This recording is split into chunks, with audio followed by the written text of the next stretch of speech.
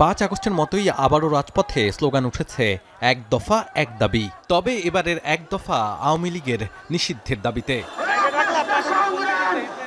আওয়ামী লীগের নিবন্ধন বাতিল, কার্যক্রম নিষিদ্ধ এবং দ্রুত বিচারের দাবিতে সমাবেশের ডাক দেয় ঢাকা মহানগরী জাতীয় নাগরিক পার্টি এনসিপি। এ সময় দলটির কেন্দ্রীয় নেতারা বলেন, যতদিন আওয়ামী লীগ দল হিসেবে নিষিদ্ধ না হয় ততদিন তাদের এমন কর্মসূচি চলবে। অন্তর্বর্তীকালীন সরকারকে আহ্বান জানিয়ে এনসিপির দক্ষিণাঞ্চলের মুখ্য সমন্বয়ক হাসনাত আব্দুল্লাহ বলেন, দ্রুত সময়ের মধ্যে বিচারিক প্রক্রিয়ার মধ্য দিয়ে আওয়ামী লীগকে নিষিদ্ধ করতে হবে। 24 পরবর্তী বাংলাদেশের রাজনীতি নিয়ন্ত্রণ করবে কেবল রাজনীতিবিদরা, সেনানিবাস নয়। 24 পরবর্তী বাংলাদেশে রাজনীতি নিয়ন্ত্রণ করবে শুধুমাত্র রাজনীতিবিদরা। এই যে এটা নাটাই হচ্ছে ভারতে, আর ঘুরি ঘুরি হচ্ছে বাংলাদেশে। 5 আগস্ট হচ্ছে সেই ঘুরির সুতা আমরা কেটে দিয়েছি।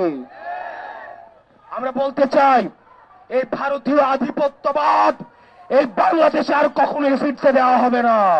সেনাবাহিনীর বিরুদ্ধে জনগণকে দাঁড় করানোর ষড়যন্ত্র করা হচ্ছে বলে মন্তব্য করেন তিনি। বলেন, সেনাবাহিনীর প্রতি জনগণের পূর্ণ আস্থা রয়েছে। বাংলাদেশ সেনাবাহিনীর যে অবদান রয়েছে, তাদের যে কন্ট্রিবিউশন রয়েছে, এবং বাংলাদেশ সেনাবাহিনী ইনস্টিটিউশনের উপরে আমাদের সম্মান, শ্রদ্ধা এবং আস্থা রয়েছে। আমরা বিশ্বাস করতে চাই তারা আমাদের এই আস্থার প্রতিদান দিবে। আওয়ামী লীগকে নিষিদ্ধ ও নিবন্ধন বাতিল না করা হলে রাজপথে নামার হুঁশিয়ারি দেন দলটির সদস্য সচিব। এখনো পর্যন্ত তাদের দায় স্বীকার করে নাই।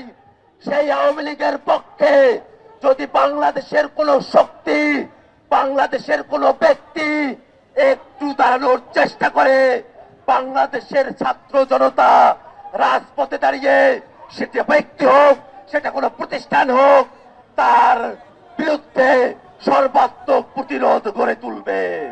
সমাবেশে বক্তারা বলেন, 5 আগস্টের পর রাজনীতির অধিকার হারিয়েছে আওয়ামী লীগ, আর যারা আওয়ামী লীগকে প্রতিষ্ঠা করতে চাইবে তাদের বিরুদ্ধে সর্বাত্মক প্রতিবাদ গড়ে তোলার হুঁশিয়ারি দেন তারা। শাহাদাত অভ্র, এখন, ঢাকা।